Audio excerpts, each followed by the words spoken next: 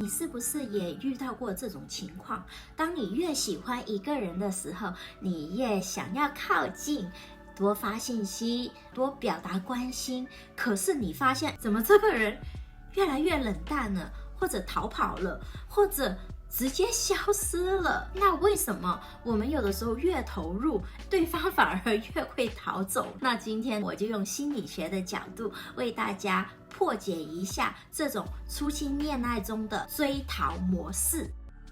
Hello， 大家好，欢迎回到床上那些事，我是美国硅谷的性心理学家 Margaret 博士。那夏天来了，我最近好多客户开始进入 dating 的模式，上网找新的伴侣。那很多时候我的客户就遇到一个问题，就是说Margaret 博士，我是不是太黏人了？为什么我给他发信息他都没有回？或者说我是不是如果太主动了，那我就显得很廉价、很 desperate、很没有价值？是不是这样子我吓跑他了？但其实这背后可能不是你做错了什么，或者他做错了什么，而是你们可能进入了一个亲密关系里面的一个动力场，就是一方追一方在逃的这样子的一个 dynamic。 那想要走出这个你追我逃的困境，首先我们要理解我们还有对方的依附模式。那依附模式大概可以分为4种类，那这是心理学家 Mary Ainsworth， 他是根据研究婴儿跟妈妈或者其他主要照顾者的一个关系，去看看这个小朋友是不是安全型的、焦虑型的、逃避型的，还是混合型的。后来两性心理学家 Lisa Firestone 也根据这个模式去研究一下成人的恋爱关系里面是不是也存在这4个模式，而且这4个模式是怎么去影响到我们在亲密关系里面怎么表达自己，还有跟对方的关系的。恋爱关系中最健康的模式应该就是安全型模式了，这就是说这个人感觉有满满的安全感，我对自己的认可是比较稳定的，我对我们的关系是有信心的，是可以进行一个比较客观的一个评估，而不是说很容易受到对方的情绪的影响，或者情绪勒索，或者我觉得我在这段关系里面有的需求没有被满足，我是可以直接提出来，而不会害怕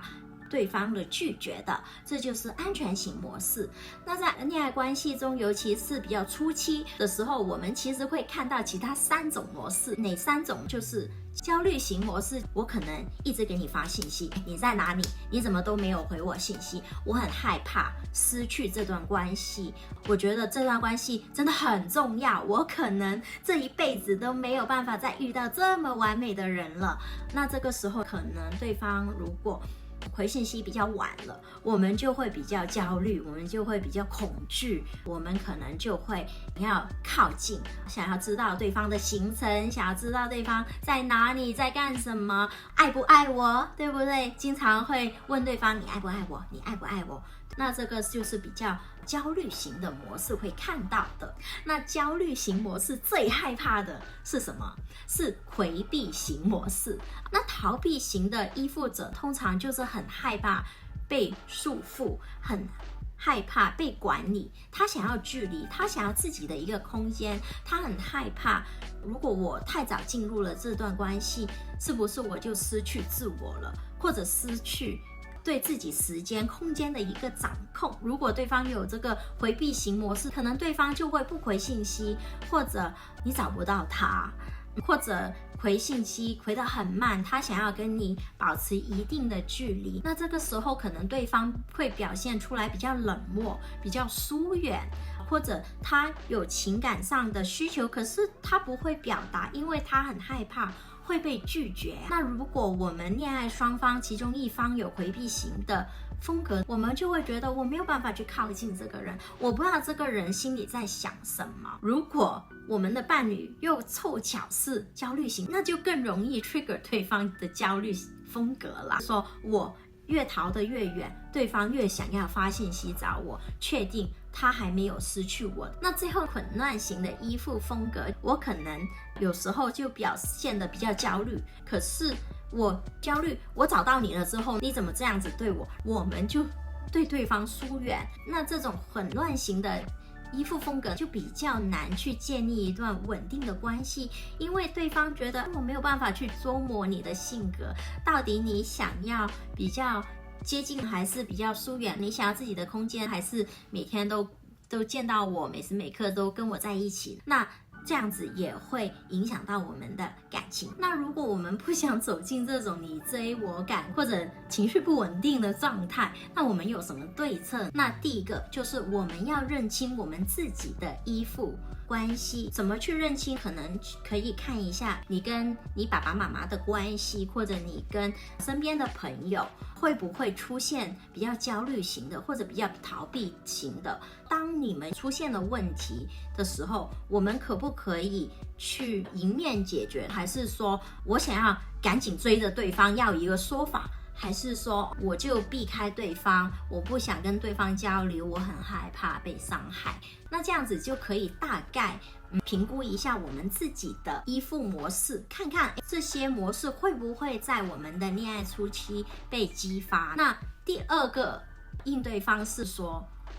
我们不要急着去修理对方或者粘得更紧，我们先要评估一下我现在是不是已经进入了一个焦虑型的模式，或者我现在是不是进入了一个回避型的模式，我为什么想要一直找他，或者我为什么想要逃避对方，这个也是一个很好的对策。那第三个，我们要学习分辨什么是暂时的冷淡，什么是对方可能慢慢的没有了兴趣，不要一直用自己的方式来测试对方。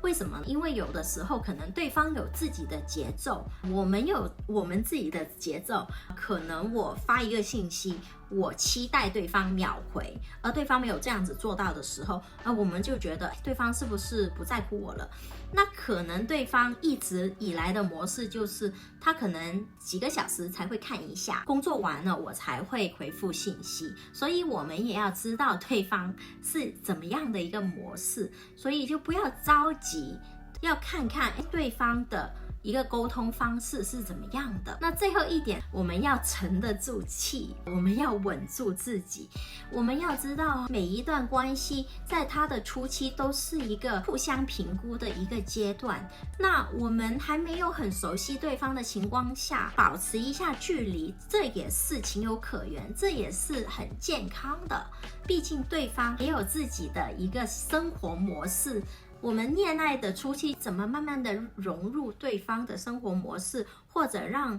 对方慢慢的融入我们自己的模式，那这是需要时间的。